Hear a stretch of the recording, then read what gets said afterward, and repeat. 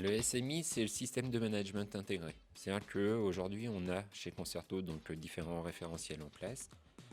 La partie donc, qualité avec le référentiel 9001, la sécurité de l'information avec la 27001 et la partie RSE avec la norme ISO 26000.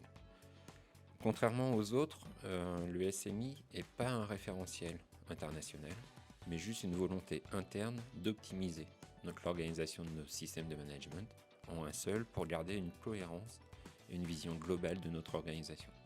Donc on avait déjà en place chez Concerto la partie qualité, auquel on a déjà rajouté la RSE.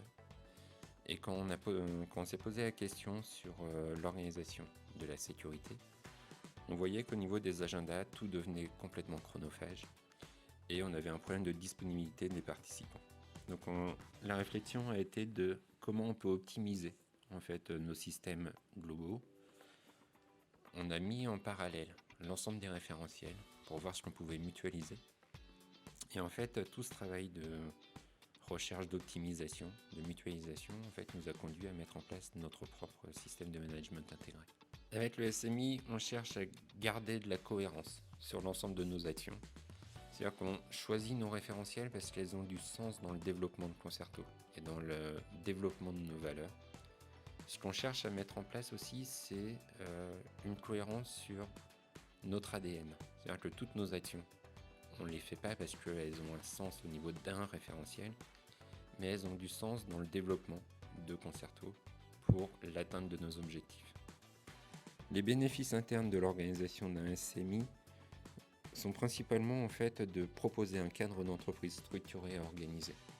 Ça nous permet aussi, basé sur l'amélioration continue des référentiels, de se remettre en cause régulièrement et de rechercher continuellement les axes d'amélioration.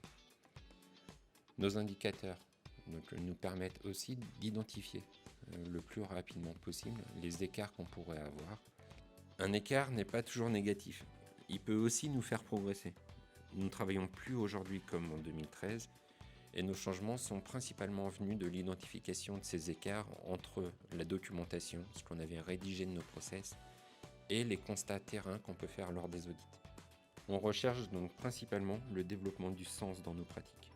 Si on prend comme exemple le process de réalisation en assistance technique et le suivi de nos missions, ils doivent répondre en fait à la défense de notre valeur qui est la satisfaction. On doit toujours avoir une vision sur le niveau de satisfaction de nos consultants, de nos clients, et de faire en sorte que ce niveau de satisfaction augmente tout au long de la mission. Pour nos clients et pour les externes de manière générale, le bénéfice est plutôt transparent, puisque en fait il ne s'appuie pas sur un référentiel.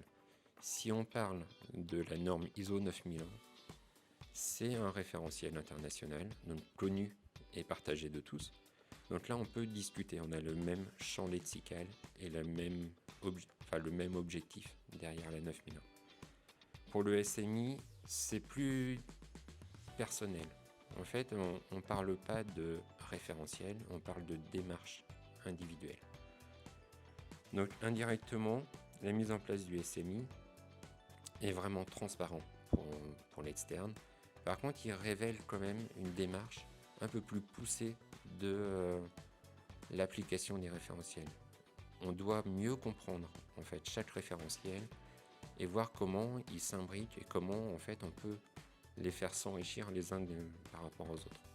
Donc si on veut le résumer, on pourrait dire que nous nous organisons pour être plus efficients, apporter plus de valeur dans le respect de notre écosystème, tout en contrôlant nos risques et notre impact.